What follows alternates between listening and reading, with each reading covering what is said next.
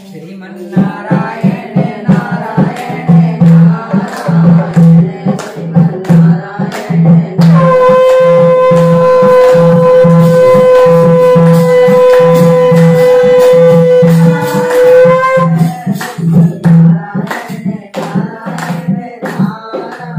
बोलिए श्री सत्यनारायण भगवान की जय। फिर सूत जी बोले कि मंगलाचार पूर्वक देवता की पूजा करके ब्राह्मणों को धन देकर अपने नगर की ओर चल पड़ा। कुछ दूर जाने पर सत्यनारायण ने बनिए के मन की बात जानने के लिए पूछा कि तुम्हारी नाव में क्या है।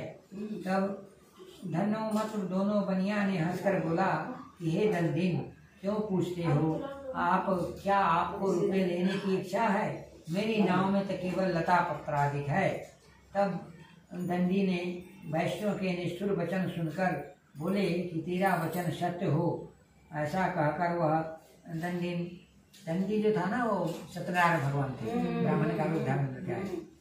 जाकर समुद्र के किनारे दूर जाके बैठ गए और दंडी के चले जाने पर बनिया नित्य क्रिया करके नाव को जल से ऊपर उठी देखकर आश्चर्य करने लगा और वहीं नाव में लता पत्रादिक देखा। त्यों ही मूर्छा खाकर वो नीचे गिर पड़ा और सचेत होने पर बनिया अत्यंत चिंता करने लगा कि बनिया का दामाद बोला कि व्यर्थ सुख इसलिए करते हो, दंडी ने ही श्राप दिया है, वही सब कुछ कर सकते हैं, इसमें संशय नहीं, इसलिए उन्हीं के शरण में चलो, उन्हीं से मनोरथ सिद्ध होगा। बनिया का दामाद यह वचन सुनकर दंडी के पास गया। दंडी को प्रणाम करके भक्ति से आदर युक्त वचन बोला कि हे दंडी, जो मैंने आपके सामने कहा था सो अपराध क्षमा कीजिए। यह कहकर वह बारंबार प्रणाम करके अत्यंत शोकाकुल हुआ और रोने लगा। तब दंडी उसे रोते देखकर बोले कि तुम रुदन मत करो, मेरे वचनों को सुनो, तुम मेरी पूजा से विमुख हो गए हो, इसी से हे दुर्बुद्धे तुम्हें बार बार दुख मिल रहा है। भगवान का यह वचन सुनकर बनिया स्तुति करने लगा। बनिया बोला कि हे स्वामी, आपकी माया से ब्रह्मादिक देवता भी मोहित होकर आपके बड़े अद्भुत गुण और रूप को नहीं जानते, तब आपकी माया से मोहित होकर मैं आपको कैसे जानूं? कृपया हम पर भी शीघ्र प्रसन्न होइए तथा विभव विस्तार से आपका पूजन करूंगा। मुझे पहले का धन दीजिए, मैं आपके शरणागत हूँ। भक्ति युक्त यह वचन सुनकर जनार्दन भगवान प्रसन्न हुए और मनोवांछित फल देकर वहीं अंतर ध्यान हो गए।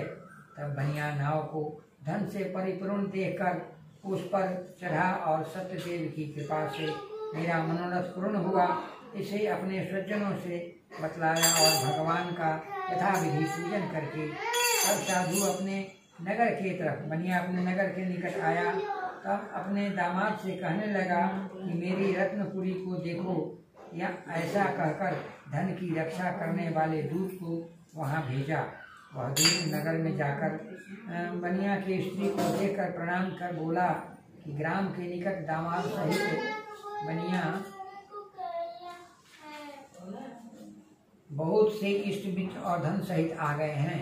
दूत के मुख से ऐसे वचन सुनकर बनिया की स्त्री बहुत हर्षित हुई और सत्यदेव की पूजा कर कन्या से कहने लगी कि मैं पति दर्शनार्थ जाती हूँ, तुम भी शीघ्र व्रत को समाप्त करके आओ। लड़की इस प्रकार माँ के वचन सुनकर उस व्रत को समाप्त करके प्रसाद को त्याग कर पति देखने चली गई। भगवान सत्यदेव ने क्रुद्ध होकर उसके पति और नाव को धन के सहित जल में डुबो दिया। तब कलावती कन्या अपने पति को न देखकर अत्यंत शोक से रोती हुई भूमि पर गिर पड़ी। तब बनिया ने कन्या को अति दुखित देखकर भयभीत मन से कहा, यह क्या आश्चर्य हुआ। नाव चलाने वाले समस्त मल्लाह लोग भी चिंता करने लगे।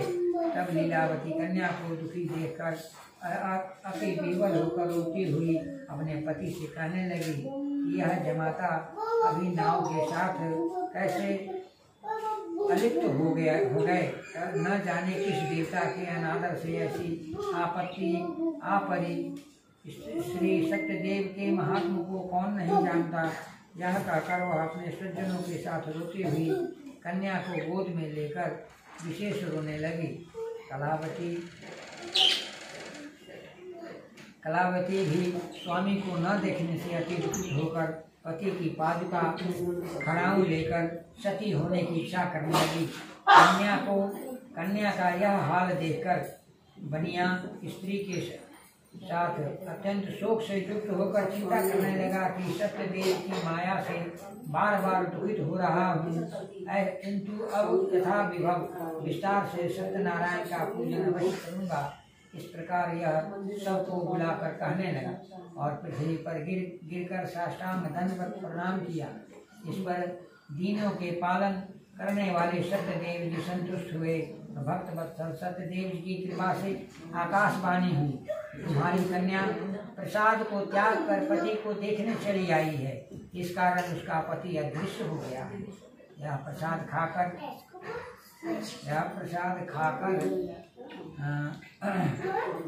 यदि फिर आवे तो अपने पति को निसंदेह पाएगी।